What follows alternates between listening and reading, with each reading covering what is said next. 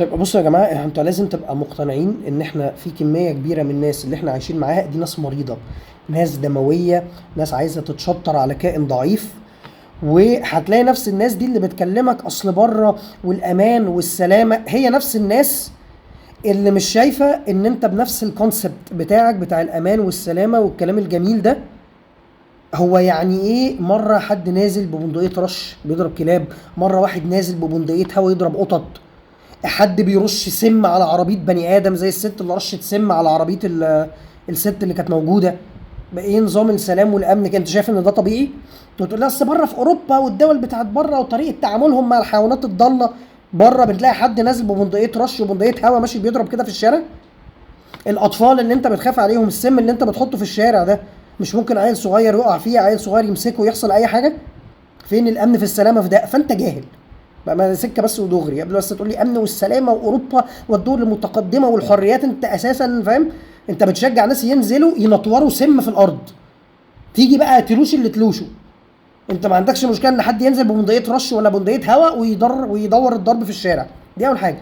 تاني حاجه، بص بقى التعليق ده، هو الراجل ده قتل قطط، قال لك طب ما هو لو هيتحاسب هي كمان لازم تتحاسب بتعديه على حريه الجار وتسبب في ازعاجه، وممكن تكون قطط مريضه فتعرض حياته وحياه المقيمين في الشقه والعماره للخطر. طب القطط كمان بقى هتبيعها لي ازاي؟ هتقول لي القطط كمان بيجروا ورا العيال يعضوهم؟ إيه القطط واحنا بنركب العربيه بتطلع من تحت العربيه تنونو فبيحصل زور؟ هتقول لي القطط نايمين وسادين مدخل العماره مش عارفين نخش؟ القطط نايمين في نص الشارع العيال خايفه تعدي؟ هي القطط كمان مشكلتها ايه؟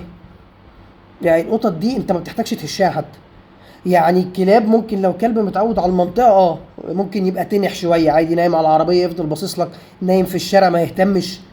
إيه لكن القطه بس، ده القطط اي حاجه بتلاقيها جريت وفطت. فانا بس نفسي افهم ايه الذعر كمان بقى اللي القطط عاملاه، وايه نوع مبدئيا اساسا القطط اصلا من اكتر الكائنات اللي ما بتعديش البني ادم. ما بتعديهوش بمعنى ايه؟ يعني مثلا ما بتلاقيش القطط عندها مثلا انفكشن ممكن يتنقل عن طريق الجو، ما بتلاقيش القطط عندها انفكشن ممكن يتنقل عن طريق اللمس. الحاجات الجلديه دي قصه تانية. لكن مثلا الكلاب مثلا في نوع انفكشنز معين ممكن من اللعاب بتقعد تتعدي منه، لكن مثلا القطط ما بتريلش، القطط ما عندهاش لعاب. القطط الحل الوحيد لو قطه عندها مرض او مسعوره، وسعار القطط برضه يا جماعه مختلف عن سعار الكلاب. هو سعار القطط ما بتبقى برضه ماشيه عماله تجري، ولا انت عمرك ما شفتها؟ يعني عمرك ايه بني ادم بيجري وقطه ماشيه بتجري وراه عشان تجيبه وتعضه؟ مفيش. فدي الحاله الوحيده لو هي خربشتك وعملت اوبن ووند، دي قصه تانية، وبتبقى بنسبه كبيره انت بتطعم تطعيم احترازي. ليه؟ عشان برضه هي تاني هي ما عندهاش لعاب، مش هتعضك وتقوم منزله الانفكشن في السلايفا اللي فيها في جسمك. فانا بس بحاول افهم، سيبك من كل الكلام اللي انا بقوله الكلام العلمي ده يا عم انا بهبد. انا بس بحاول افهم برضو ايه ممكن الذعر اللي تبقى قطط عاملاه في الشارع اللي تخلي حد ينزل ببندقيه رش او بندقيه هوا عشان يموتهم، وتلاقي حد طالع بيقول لك ما من حقه لو القطط عامله له ازعاج وعامله خطوره على حياته. ايه الخطوره اللي على حياتك اللي ممكن قطه تعملها؟ يعني يا ريت حد يجاوبني. يا ريت لو حد عنده تجربه يا جماعه قولوا لي، على فكره ممكن ابقى غلط.